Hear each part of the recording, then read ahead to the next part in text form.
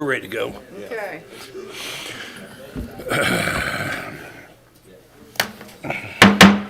Okay, the time is approximately 7 p.m.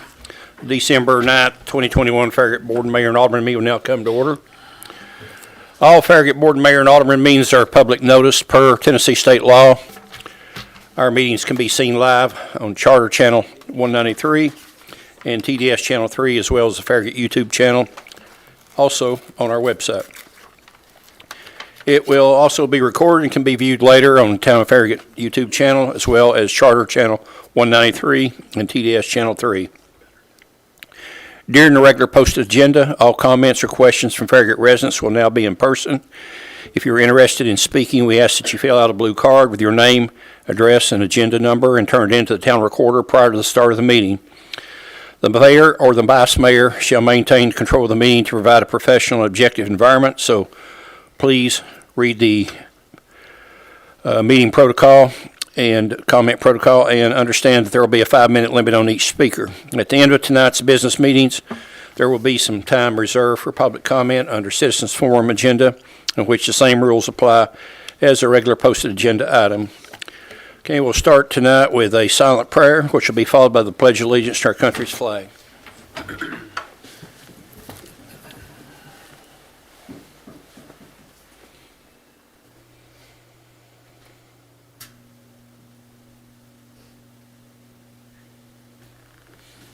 Pledge allegiance to the flag of the United States of America and to the republic for which it stands, one nation, under God, indivisible, with liberty and justice for all.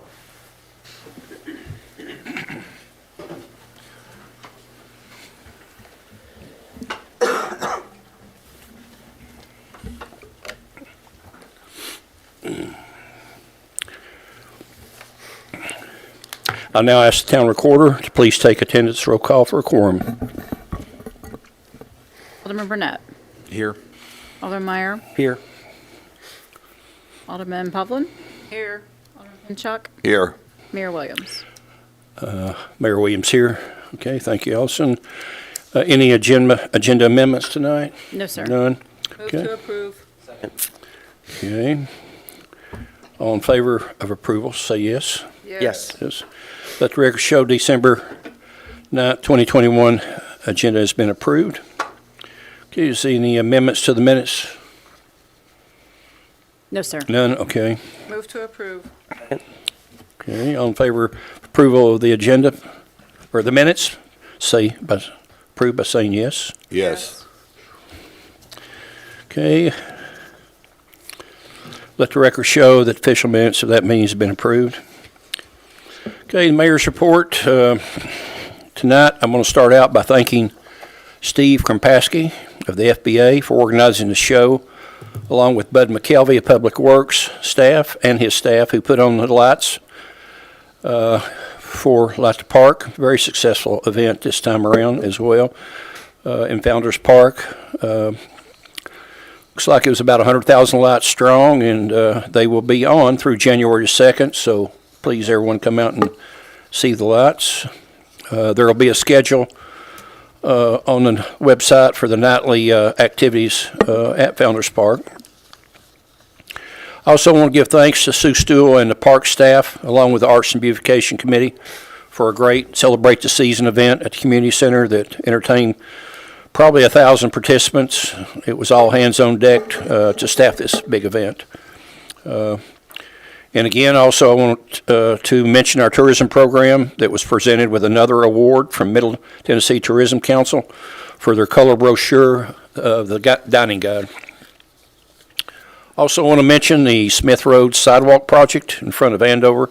It's essentially done and open to the public. It's got a few punch items to go, but it is open for everyone to use.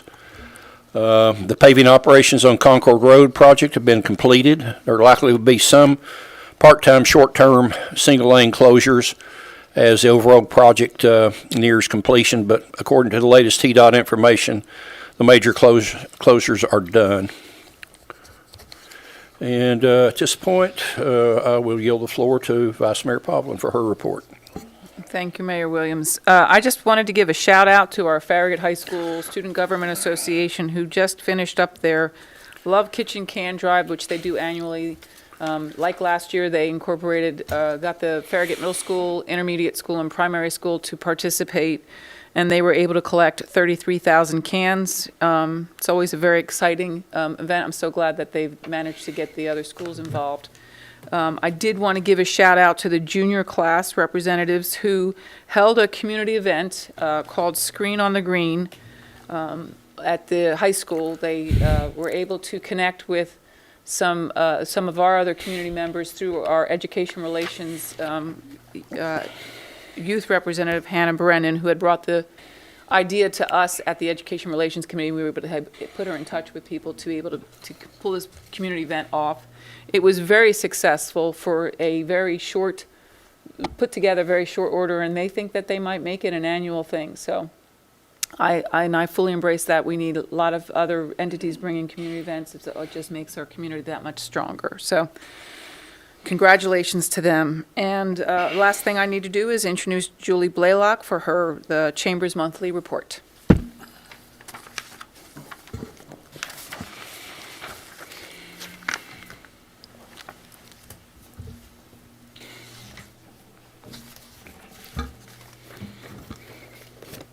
Good evening, Board. Julie Blaylock, Farragut West Knox Chamber of Commerce, office at 11826 Kingston Pike, Suite 110, Farragut, Tennessee. First of all, thank you all so much for being so kind to my stand-in, that is my Vice Chair, Christine Dean, who presented last month's report. Your kindness will ensure that I can assign board members to stand in for me in future. So I appreciate that more than you can imagine. Just to kind of quickly run over our engagements and everything for November, as well as tell you what's coming up as we're getting to the end of our calendar year. With the holidays, obviously, we all slow down a little, but not very much. So we did welcome 6 new members last November, one of whom is in Farragut, Thrive Physical Therapy. But a couple of other interesting members, Volunteer Princess Cruises, who's come aboard, Firebird's Wood-Fired Grill, and a few others. We did have 7 total programs that we hosted in November, ribbon cuttings and networkings, and several other engagements as well. One of the important things I want to point out is that we did manage to finalize the Regional Chamber's legislative agenda.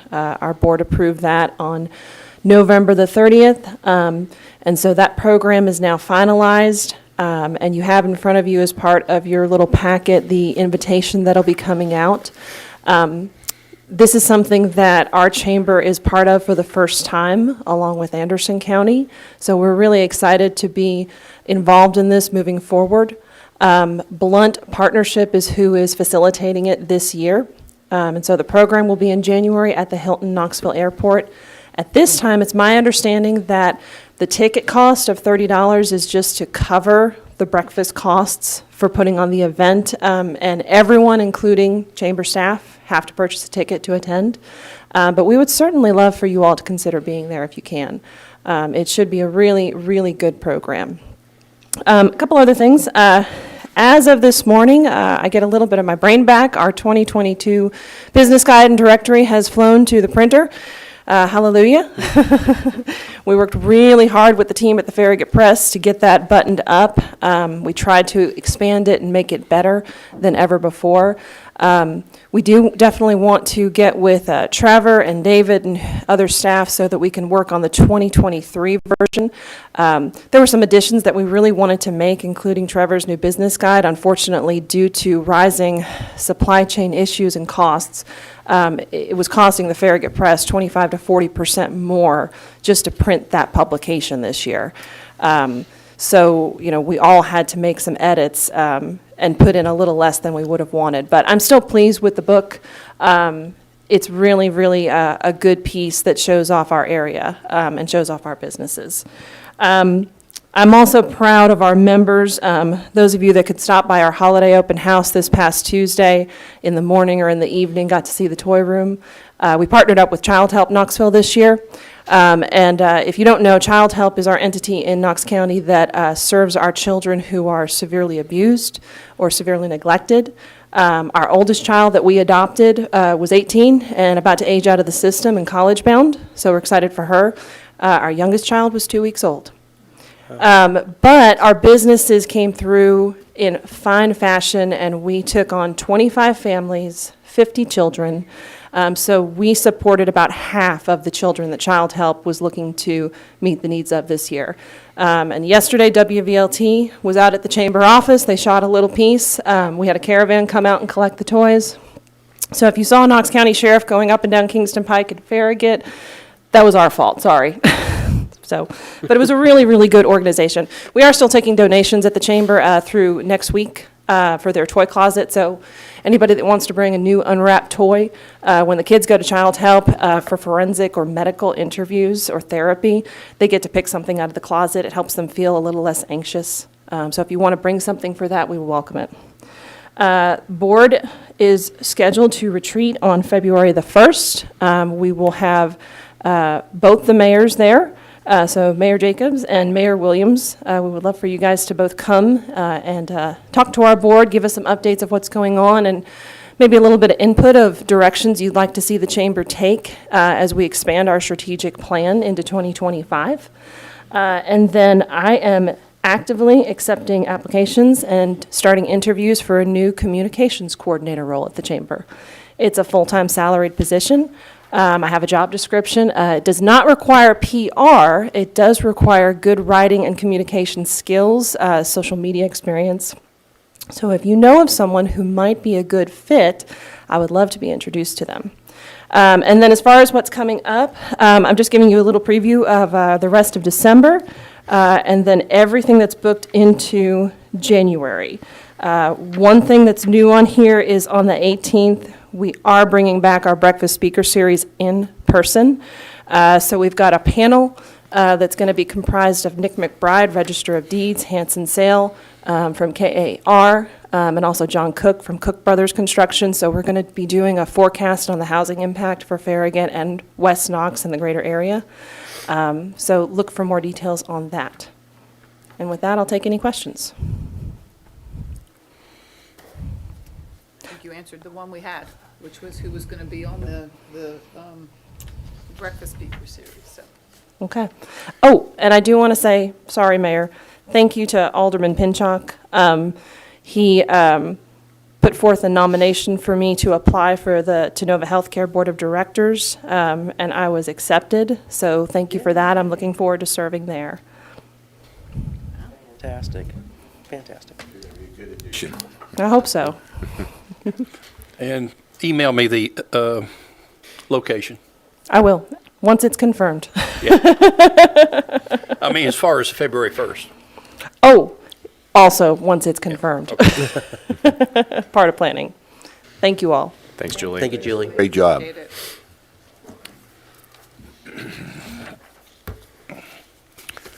Okay, we will be moving on now to, is any of the other aldermen have anything to report? No, sir. None, okay.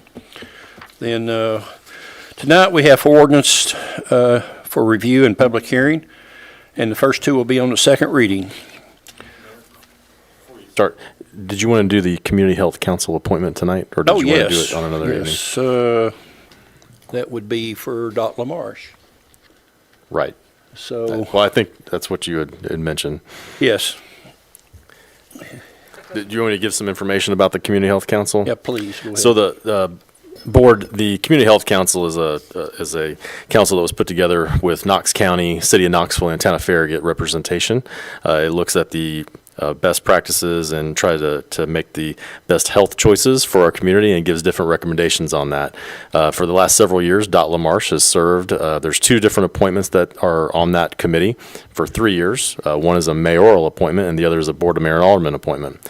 The mayoral appointment is currently up for re-nomination, and so the mayor has mentioned nominating Dot LaMarche to re-up for that for another 3-year term.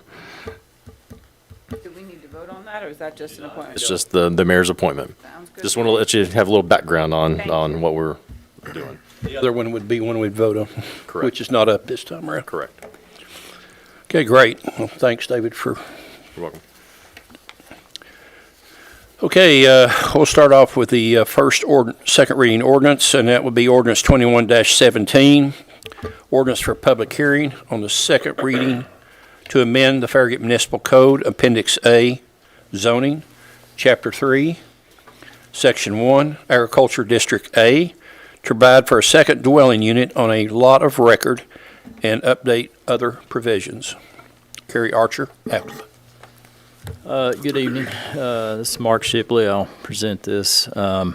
This really involves really kind of an update to the agricultural zoning district, and we talked about it during first reading. And it also, one of the things that it adds as part of that update is the option to allow a second dwelling unit on a lot that is at least 5 acres and has certain other criteria that are in the ordinance itself. This was presented to the Planning Commission, and they unanimously recommended approval. It was also approved unanimously on first reading, and there have been no changes to ordinance 21-17, and staff recommends approval of ordinance 21-17 on second reading. Move to approve. Okay, do we have any questions from residents? None? Okay, No. thank you. Discussion, we'll start out with Alderman Meyer. Alderman Pinchot, I have none. Alderman Burnett, I have none.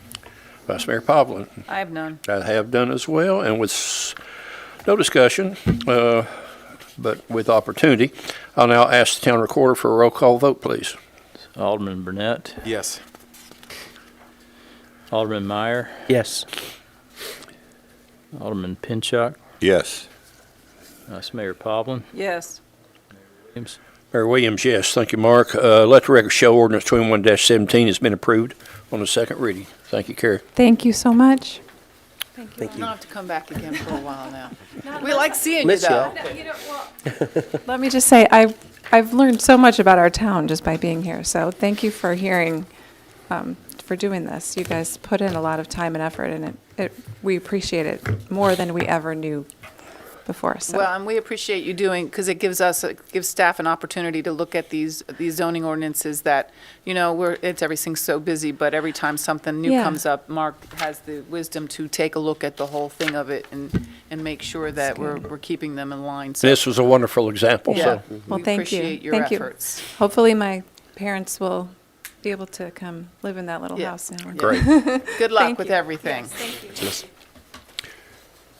Okay, next will be ordinance 21-21, ordinance for public hearing on a second reading to amend the capital investment program budget and add the RPA fund budget for the fiscal year 20-21 and 20-22 budget. Passed by ordinance 21-13. Yes, sir. There are no changes in between the first and second reading, and the capital investment program will be increased by $300,000 for the Campbell Station Road approach at I-40 and 75, and we'll be establishing the American Rescue Plan Act budget for our document as well. The motion is to approve ordinance 21-21 on second and final reading. Move to approve. Second. Okay. Do we have any resident questions? No, sir. None? Okay, we'll start with discussion. And Vice Mayor Pavlin? I have none. None? Okay. Alderman Pinchot? I have none. Alderman Burnett? I have none. Alderman Meyer? Pass. I do not have any as well. And with the previous workshop, along with sufficient opportunity for discussion from all, I ask the town recorder to take a roll call vote, please. Alderman Burnett. Yes. Alderman Meyer. Yes. Alderman Pinchot. Yes. Alderman Pavlin. Yes. Mayor Williams. Mayor Williams, yes. And thank you, Allison. Let the record show that ordinance 21-21 has been approved on the second reading.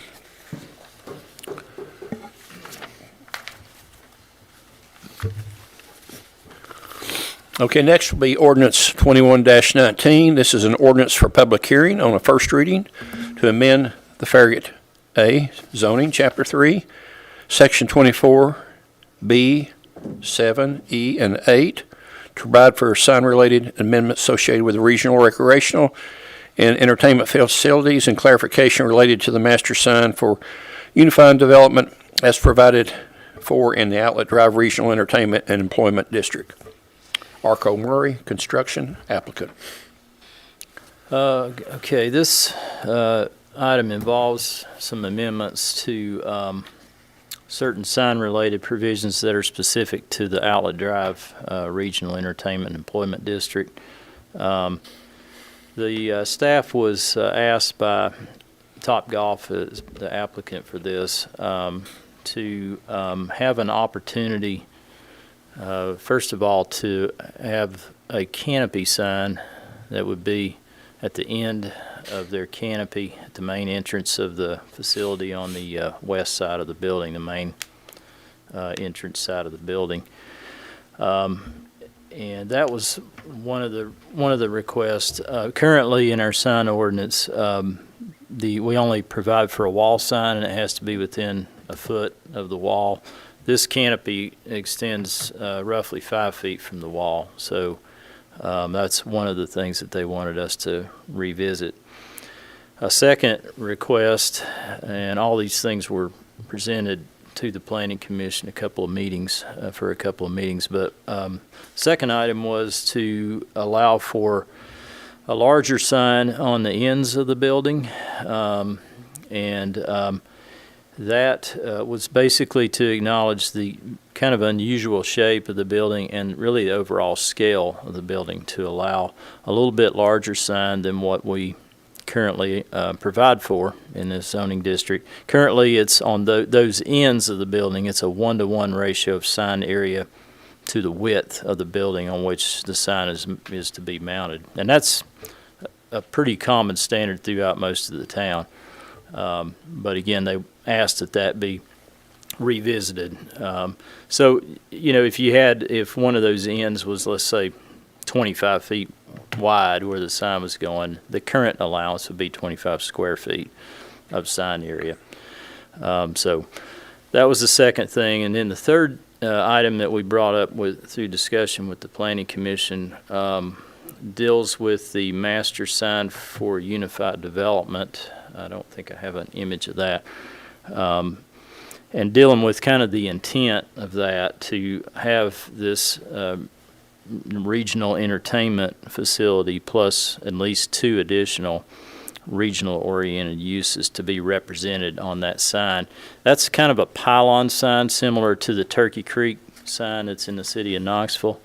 The idea behind that sign was to, if you remove the billboard, we're going to allow for a kind of an interstate-oriented type multi-use sign that would be specific to the Outlet Drive corridor for that zoning district. And that was the intent. The current language is a little bit unclear, and it almost implies that you have to have all the entities established before you can get the sign approved and start construction. So what the staff recommended in this ordinance is to have that dealt with in the master covenant that would be ultimately reviewed and approved by the town attorney, and that basically just establishes the intent of the sign, that it has to provide for at least 3 different tenants. It's not a sign that is just for one entity like a billboard, and that basically the sign they could go ahead and get that submitted and constructed with the ultimate result of at least 3, different businesses being represented on that sign face, and that would be addressed in the recorded declaration. So that was kind of the 3 things that the staff was asked to look at in relation to the current language. So this ordinance 21-19 has 3 specific amendments. The first one is that one of the 2 wall-mounted signs that is allowed on the main building elevation, it's at least 400 feet in length. It's that front curved on the left side there. I don't know if I have any. I don't know if this will show up or not, but yeah, this elevation here.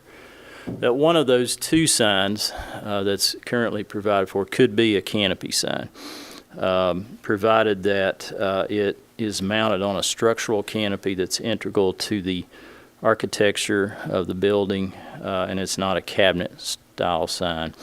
And their request would satisfy both of those conditions. The second was on these two ends, instead of the 1-to-1 ratio I talked about earlier, to increase that to a 2-to-1 sign area to building width ratio. And that's actually consistent with the ratio that's allowed on the main building wall that is over 400 feet. That's a 2-to-1 ratio currently. So basically for this use in this zoning district, all the ratios would be consistent at 2-to-1. And so that was the second thing. And then the third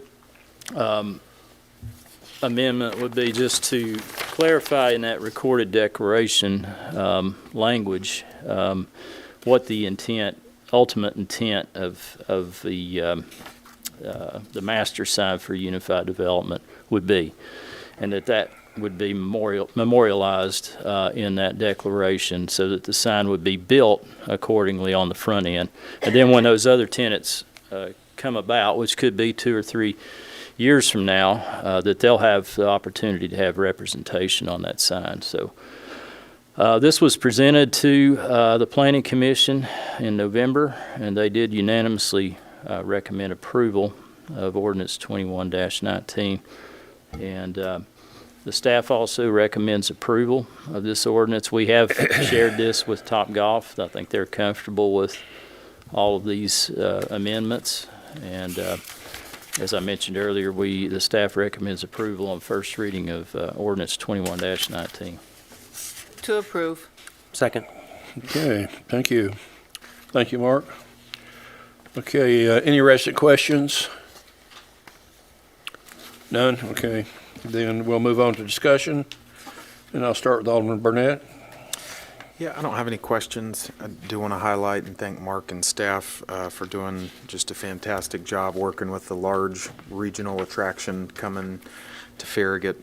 I know a lot of people are excited about it, but it doesn't happen unless we're flexible with those businesses that are looking to come in, and certainly signs are a big part of that as well. So all good on my end.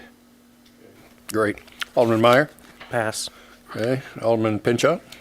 So I agree with what Alderman Burnett just said wholeheartedly. I appreciate the way we've been working with this tenant, and I just appreciate everybody's effort. I do have one question concerning the, I call it the pylon sign, the master sign. Mm-hmm. Yeah. Put that drawing up again that you had showing the whole building. Where is this pylon sign going to be? Is it somewhere on this piece of property, or is it further east? It's actually not on this piece of property. It's further east. That's what I thought. It would be basically, see where that pointer is? Right. It's somewhere in that general area. Okay. This is, right here's where the billboard used to be. Okay. I knew the billboard was on their property. They but this- removed that, and the sign actually would be about in that location. It's still on Realty Link property though, right? Yeah. Yeah. Yeah, it's in that zoning district, and there's a certain distance the sign has to be at least from both the Level Road interchange and the Campbell Station interchange. Wait, say that again now? 3,000 feet. It's what? There's a certain distance that the sign has to be from the two, Exits? yeah, Really? Okay. in the current language, yeah, Okay. yeah. All right, I was a little confused on that, so appreciate you clearing that up. But I And a have no- recorded declaration is language that we looked at the city of Knoxville and what they did with their pylon sign for Turkey Creek, and a lot of that language we kind of borrowed from them. So they have a recorded declaration with that sign that establishes the use and who has opportunity to use it and how that works, so. Thank you. I have no further questions. Okay, Vice Mayor Pavlin? I have none. None. Of course, don't agree with both Alderman Burnett and Alderman Pinchot. Has been a long road to get to where we're at with this. So now I'll ask the town recorder to take a roll call vote, please. Alderman Meyer, Yes. Alderman Pinchot, Yes. Mayor Pavlin. Williams. Mayor Williams, yes. And let the record show that ordinance 21-19 has been approved on the first reading. Okay, next will be ordinance 21-22. It's an ordinance for public hearing on the first reading to amend the to amend the Farragut Municipal Code, Chapter 18, Parks and Recreation, to prohibit smoking, use of tobacco products, and use of vapor products on the grounds of our public parks, public playgrounds, public greenways, or any public property accessible to use by youth. Good evening, members of the Board of Mayor and Aldermen. I'm Trevor Hobbs. I'm the assistant to the town administrator, and it is my pleasure to present to you Ordinance 21-22 on first reading. This ordinance would essentially have the effect of prohibiting smoking, the use of tobacco products, and the use of vapor products on the property of the town's parks, playgrounds, greenways, and any other property that is accessible to anyone under the age of 21. By way of background, this ordinance actually amends the current no smoking ordinance found in Chapter 18 of the Municipal Code, which prohibits smoking on the grounds of a playground. Both of those terms being defined. And so this ordinance essentially clarifies and expands the prohibition to be more specific about tobacco products. It also further prohibits vapor products and further allows the town to prohibit the use of these products in addition to the grounds of playgrounds, to the grounds of parks, greenways, and any other area accessible to anyone under the age of 21. The authority for this additional action is made possible by amendments to the Tennessee state law during the 2021 session of the General Assembly and became effective as of July of this year.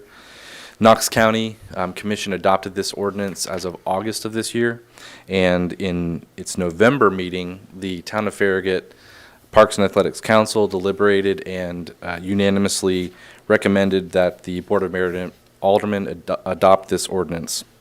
And so in creating this additional authority, our ordinance would essentially adopt new definitions for tobacco product, vapor product, greenway, and youth. In your memo, the definitions for these terms are provided. But in summary, we would the ordinance would add these new definitions and prohibit smoking, the use of tobacco products, and the use of vapor products on the grounds of public parks, public playgrounds, public greenways, or any public property that is accessible to the use by youth, as long as the park, playground, greenway, or property is owned or controlled by the town of Farragut. It is therefore proposed that the Board of Mayor and Aldermen adopt Ordinance 21-22 on first reading, and I would be happy to answer any questions you have. Thank you, Trevor. I now ask for a motion. Move to approve. I'll second. Okay. Do we have any resident questions or comments? No, sir. None at all? Okay. Then we'll go to discussion. We'll start off with Alderman Pinchot.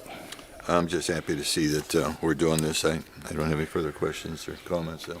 Alderman Burnett. Nothing more to add. Alderman Meyer. The only question I have is the use of tobacco products, comparing that to prohibiting smoking and vaping. And I understand how smoking and vaping could invade someone's space if they're youth or whatever.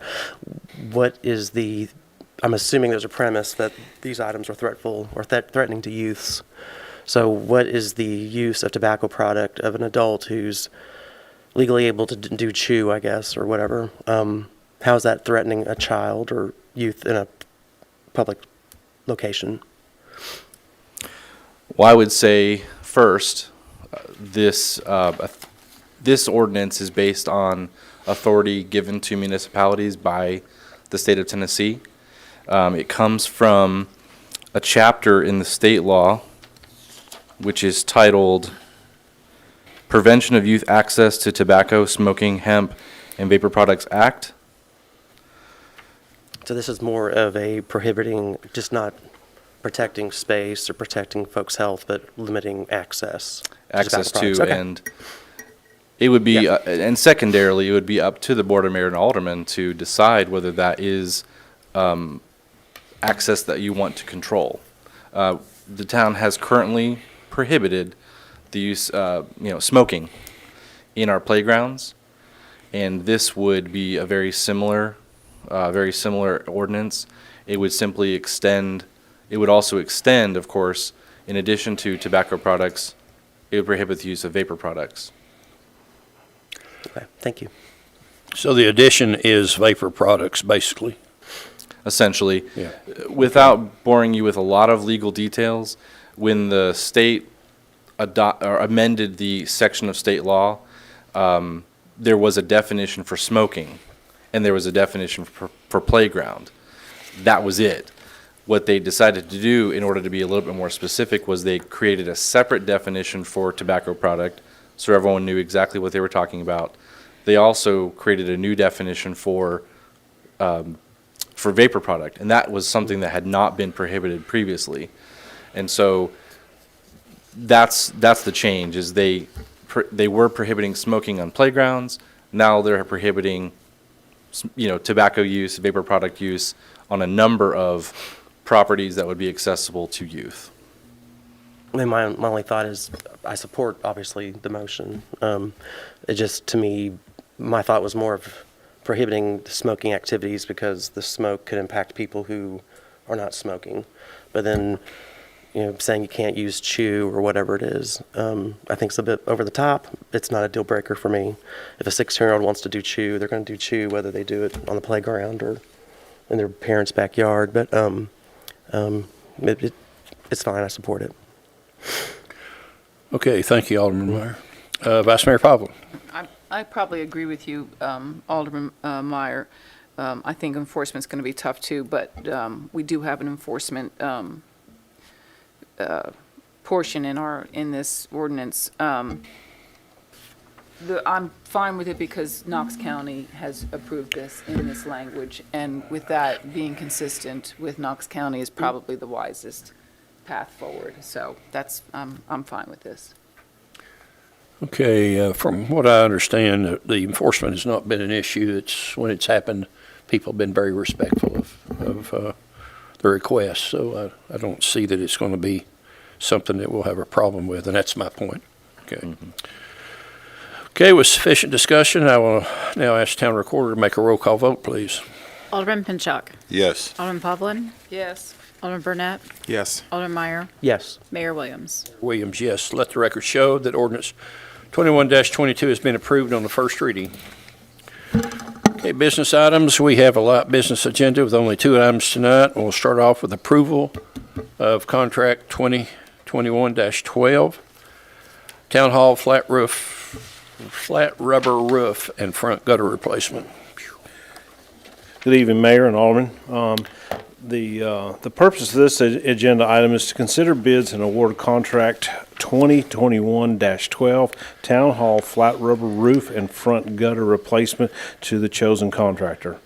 This is an item that is addressed in one of our town's critical success factors of building and maintaining the town's infrastructure and assets through maintaining the town hall building. The flat rubber roof, which is located on the north side of the town hall building, has been leaking for several years. Public Works staff and several roofing contractors have attempted to repair the roof several times, but leaks continue to be found in the office spaces directly under the roof area. After reviewing alternatives for the additional repair work, staff recommends replacing the roof structure with a new roof that will come with a 25-year materials and labor warranty. Attached, we have 3 bids that we received on November the 23rd.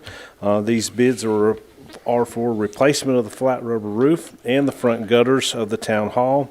Staff recommends awarding the contract to McGuire Roofing and Construction, LLC, based on the low bid of $17,315. It's anticipated that the work on this contract will begin in January, weather permitting. It will take approximately 3 weeks to complete. Because the seams are heat welded, the temperature would determine when the project starts and how long it will take to complete. Completion deadline in the contract is set for April the 1st, 2022. You can see in the bid tabulations the 3 bids that we received. And I'm looking for a motion for approval of award of contract 2021-12 to McGuire Roofing and Construction, LLC in the amount of $17,350. So moved. Second. Any resident questions or comments? None, okay. Discussion, I'll start this off. How long's McGuire been in business, do you know?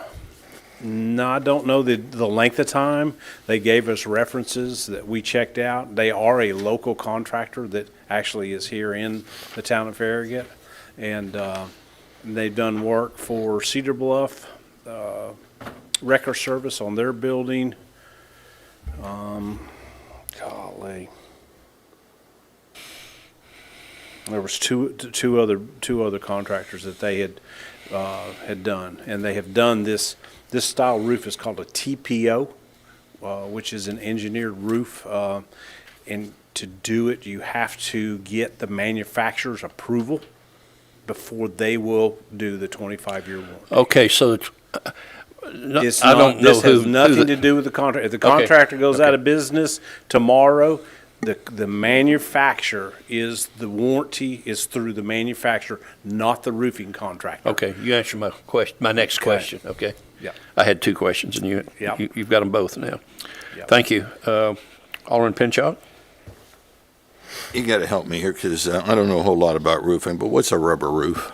It is, there's a term called EDM, which is just the thickness of rubber roof. They used to do, this roof originally had a rubber membrane and then had rocks across the top of it. And that's how they used to do roofs. Now they quit putting the rocks on years ago, and they just do a roof that looks just like what you see right there. It's just like a lining in a pond or anything. It's just a welded seam roof, and it's got, I mean, they usually do pretty good. We've just had a lot of issues with this because of the ins and outs and the corners.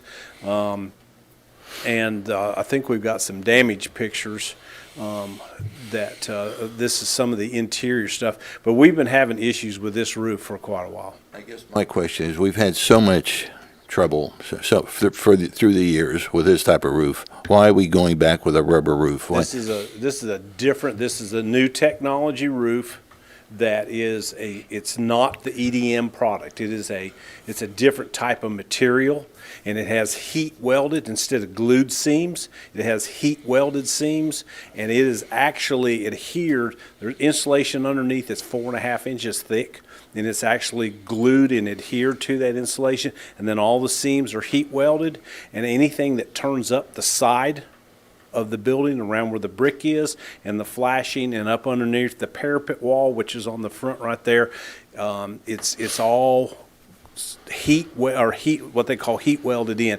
Even the scuppers, which is the overflow square things that you can't really see them, but they're about this big. If those leaves block the drains and it fills up, instead of it just continue to fill up, it'll go out those scupper holes. And so all this is designed and built to actually create what they call a sealed envelope up there on that roof.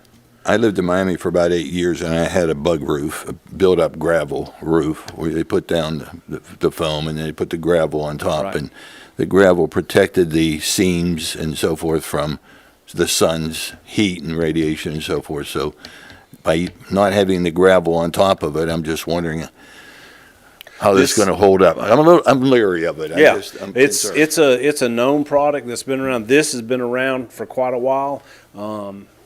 And what you have, the rubber that was under the gravel was a different kind of rubber. Then they went to this EDM. Now they're going to this TPO roofing. This is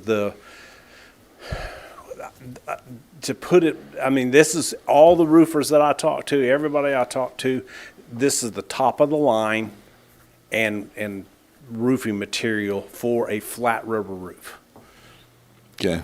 And it can be walked on, but we have to put carpet mats down. Because originally we actually put 4x4 squares of wood as a walking platform on that entire roof. We built that after the town hall, was because the dedication for the town hall was actually done from up on that roof. There's no slope to this roof at all, is there? There's what? No slope to this roof. Yes, sir. There is slope. There It goes, slopes from the building to the front and then to those, there's two drains that are about 2 feet off the front wall, and then the actual center of the roof pushes, that front edge pushes towards those drains. So yes, there is fall to the roof. All right, well, I appreciate you doing your homework and looking into it, but when I first read this, it really concerned me, but I think with the warranty and the manufacturer going to be covering it. Yes, sir. It's, I mean, like, you know, like everybody I talked to, the guy that I used to get a lot of information, then I went on the internet to review this, to get it done. The manufacturer will be coming out when this is finished, because I'm not a roofer, I don't know anything. He will come out and he'll look at this roof, and it's up to him to say this is a good product, it's put in exactly per the manufacturer specifications, because they're the ones that are going to stand behind it with labor and materials. It's not just not a materials, it's labor and materials. All right. So I appreciate it. All right, that's thank the you. comfort that I have with it. Okay. Than I do. Alderman Burnett. Nothing more to add. Alderman Meyer. I'm just making the comment that I hate this roof, and I hate the way the tiles look that you showed us, the water damage. I don't think staff deserve to work in an environment that looks like that. I don't like the impression those type of tiles make of our town. So I appreciate you, Bud, getting a handle on this. Budget season is just around the corner. So if there's other parts of the building that have this kind of leakage, would you please do some research and make sure that that is presented to us? I don't want to see any more tiles looking like that anymore. Yeah, we're So I appreciate y'all working on it and trying to get it resolved. Yeah, these areas you were showing is. I've seen them actually. David, yeah. you showed them. It was pathetic then, and it's pathetic now. Yeah, it's not our standard. No. And so I appreciate you definitely trying to get it fixed. And we've chased them and chased them and chased them. And like I said, I've had numerous. We've looked at them. We've run caulking. We've done all kinds of stuff, and then I've had professional roofers come out, and it's just. And so we're going to do the gutters, and we're doing the gutters, the same style gutter, but it's just how we're going to attach them to the building, and the flashing that's going in behind them is going to change how the water gets into the gutter, because there's a possibility that when those gutters were put up, that's part of the problem, because of some of what we're getting, where we're getting some water is actually this far above the roof.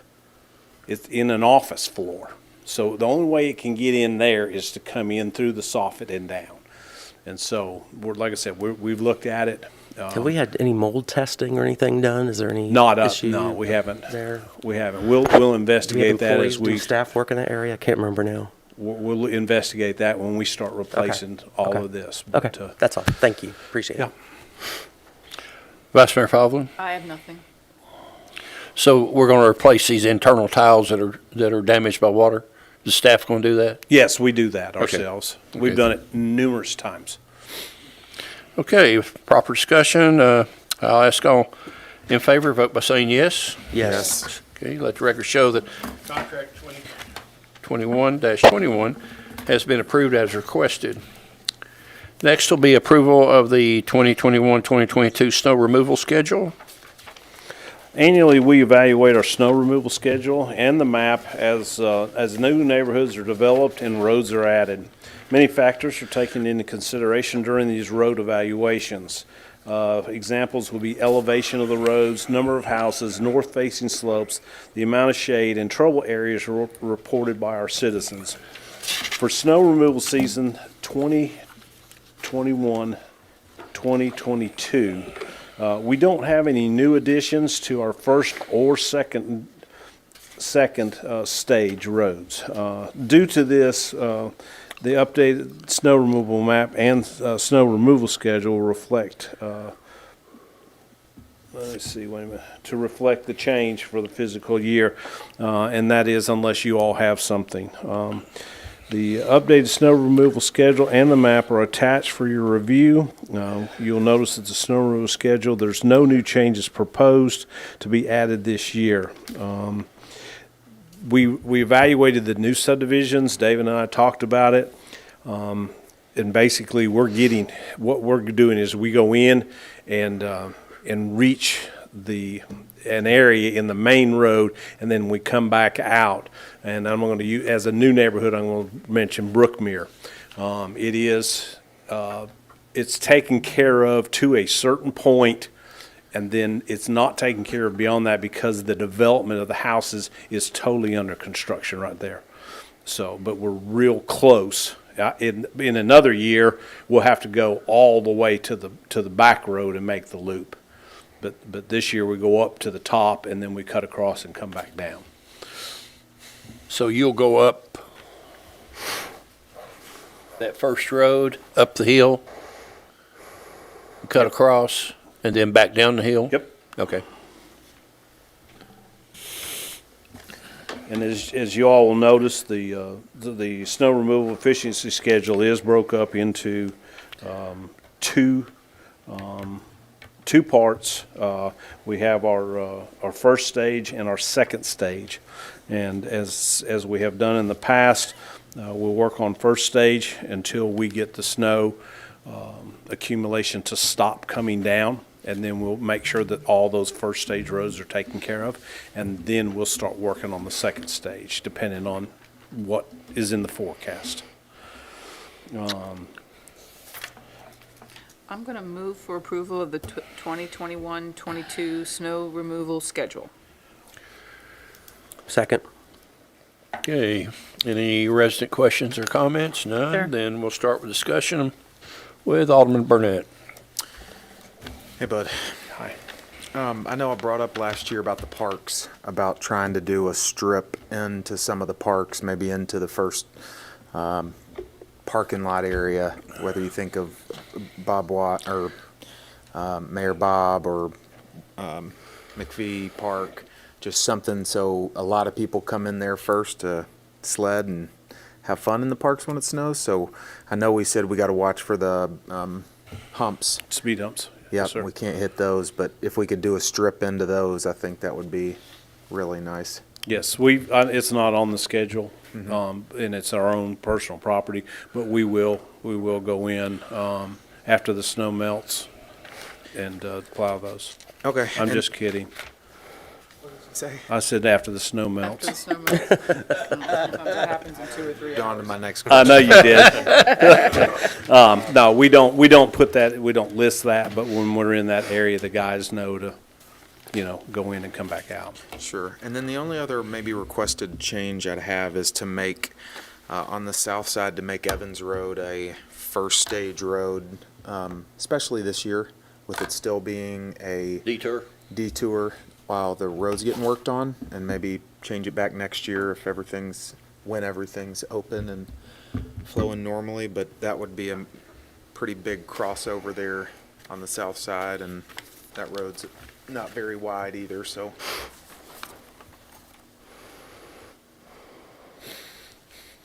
That should not be a problem because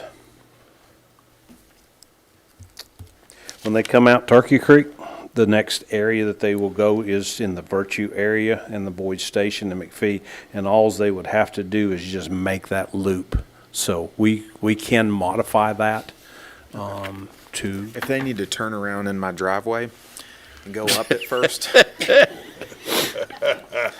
I look for a good place to dump some snow, so if you Great.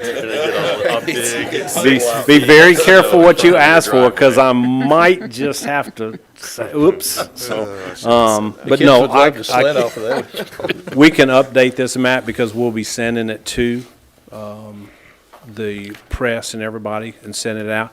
But if you all approve that, I'll get it updated. But like I said, that won't change or mess up anything that we've already have in place. It'll just actually flow it. Because we can't go out Virtue anyways. Yeah. So that kind of be a loop, so. All right, I'm going to amend my motion to include, to approve the efficiency schedule with Evans Road being in the first stage. I'll second that. Who seconded the original? Well, I want to make an adjustment too, but sorry. Well, you're next. Okay, I'll approve or whatever your adjustment, but Doesn't matter. I guess I have concern because Fox Run's the third most populated subdivision in the town. There's lots of medical professionals that work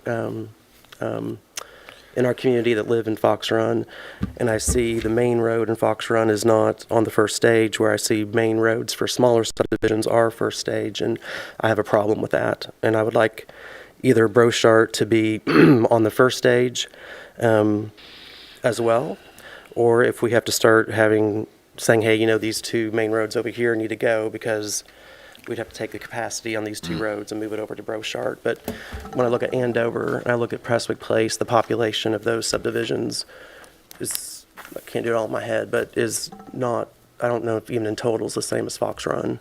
So I think it's unacceptable for a subdivision that large to not be on the first stage, at least the main road. So I'm not going to approve this unless Fox Run gets moved to the first stage. Can you explain why that's done that way? Well, I mean, we do the best that we can do in laying this out, and this has been in place for a long time. And so, like I said, it is solely up to your discretion as to how you all want this to work. Then I'll figure out how to make it work as efficiently as we can. There's too many people that live in Fox Run that have got to get out to the main roads. Where I look at Andover's smaller, and so it's just not. I'm sorry. I'm done. I didn't mean to I'm done. interrupt you. I don't have an issue with it because you guys handle this so quickly that something has to give in their efficiency. That's why we changed the name from what was called a priority schedule to an efficiency schedule. This is about them trying to get out and get through the area in the most efficient and effective way. So I can remember having an issue in the past because you guys move so quickly through our neighborhood. So I'm comfortable with leaving it the way it is, but I don't know how anyone else feels about that. Could it be swapped out? Could you swap out and put Brochart in and have Andover and Hickory Woods be a secondary phase, a blue? The reasoning he does that is because he's coming out, they're all coming out and they all go in different directions. Mm-hmm. And so he's catching that because it's an easy catch as they work through that system. But Hang on just a minute, let me look at something. those aren't the ones I would remove if we were going to remove a first stage and move it to a second stage, because it's just a no-brainer that you're there already. They're just going to go in and Turn and come out, yeah. from an efficiency point of view. I just think the main roads in our largest subdivisions should be in the first stage.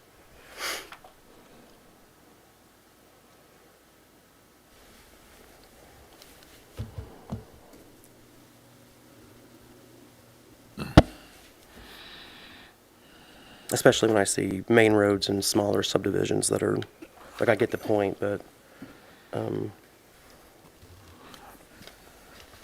I will disclose that I live in Fox Run, and I work from home, so Okay,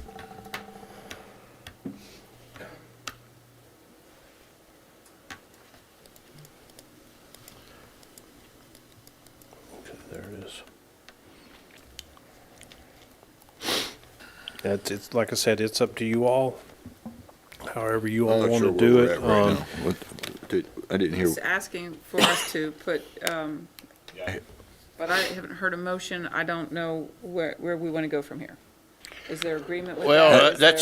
Well, we're working on a amendment, and that's where we're at right now, so. I would like to, I guess, I approve the amendment you made, Vice Mayor. Alderman Burnett has Yep. made his statement, and Yep, Alderman yep, Meyer has yep. too, so it will now be Alderman Pinchuk's turn. First of all, I agree about Evans Road because that's going to be essential to be able to get people all the way over to Turkey Creek and to Concord Road. So I agree with that. As far as the subdivision that Alderman Meyer's talking about, making those changes, I'm not sure if we plowed the first part of that road that the people up on top of the hills are going to be able to get down to that part. So I don't know if it's going to be that effective, to be honest with you. I think if you get it off at the beginning, you have a better chance. Okay. Well, Right. Well, if he's going to come in, you're just going to have to, I mean, the easiest thing to do is a full loop, because it just goes all straight around. It would all become, that whole thing would become first stage. Yes, if you, what you're saying is if you if you do part of it and not do the other part, You gotta do then it all. you would really want to do the entire thing while that vehicle's in there plowing. Yeah. You would, if you all change this, you would want to change everything that's in the blue, second stage area. You would want to change that to red, because I wouldn't want to send a truck in there, have him have to turn around. No. Because they have very specific instructions not to go beyond where they, or the map has. Because if we do, and then the next person actually follows the map, I get a call the next year, well, you all were here, blah, blah, blah. And Didn't get we're it. not doing it this year, you know. And so we have to stay consistent, but I don't want to send two trucks in there at different times. I guess So I'm not aware that's- of any problems in the last couple of years. I mean, we've had so little snow, and I am not aware of, Well, then why don't we just take Andover and Hickory Woods off of the first stage and put Brochard on the first stage? If there's going to be no snow and there's no issue. Mayor and Doesn't Board, matter. if I can make a suggestion, Bud may not appreciate this very much, but I think if the board elects to put first stage for any number of roads that you want to do, it's your prerogative. It's just going to take us that much longer than before we get to the second stage. So if you want to add as many roads as you want to the first stage, it just makes it that much longer for us to get to it, which is not a problem. It just means second stage will take us a little bit longer before we get to it. Well, Vice Mayor Pavlin?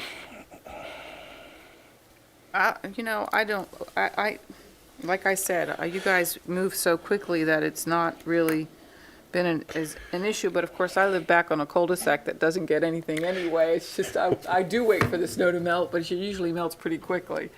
But, I'm certainly fine with whatever the rest of the board, thinks. I understand, Alderman Meyer's position, but not everything can be in the first stage.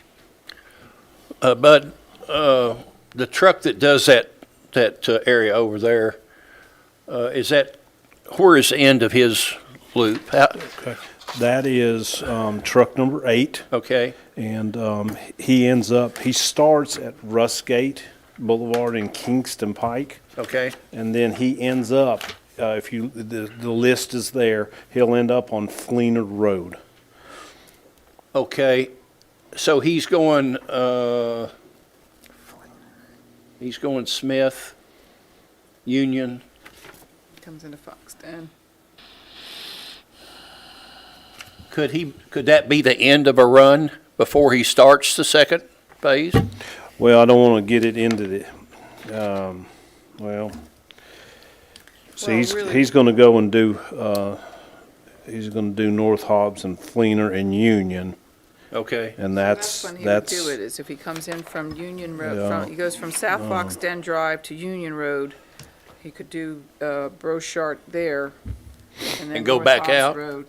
Then he goes to North Hobbs Road and Fleener Road.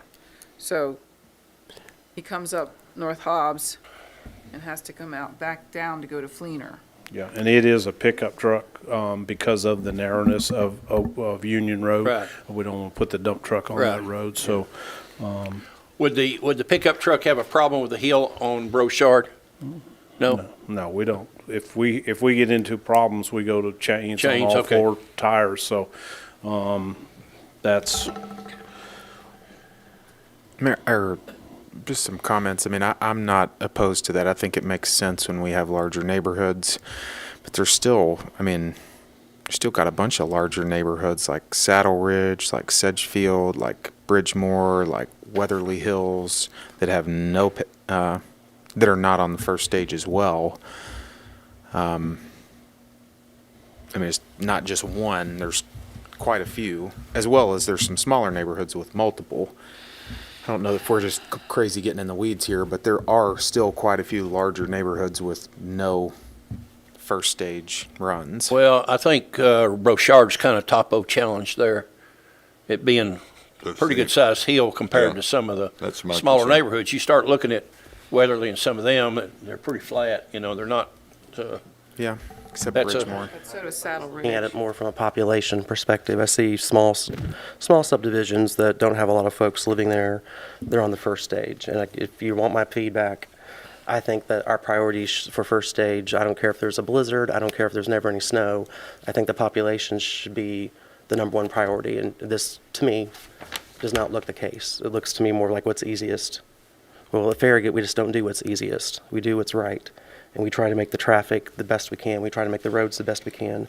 And I think that we need to start with looking at the schedule and making the priorities being the largest subdivisions by population need to be on the first stage to get the most people out of their neighborhoods. But I've made my peace, and Well, I will make this point. This isn't necessarily a priority. It is an efficiency schedule. It's how we can move through the community the most efficiently to get everything plowed in the most efficient schedule.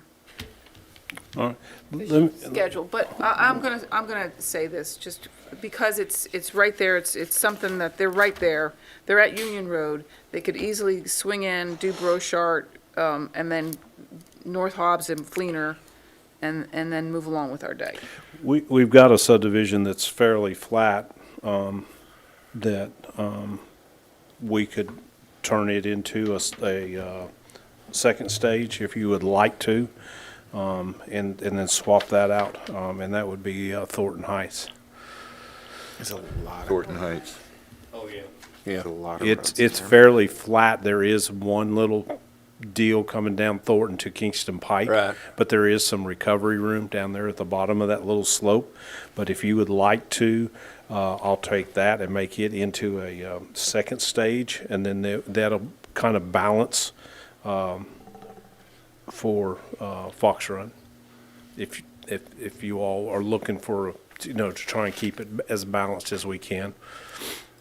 well, I think, Vice Mayor, efficiency is one of the keys here. I think that was the reason we looked at efficiency to begin with.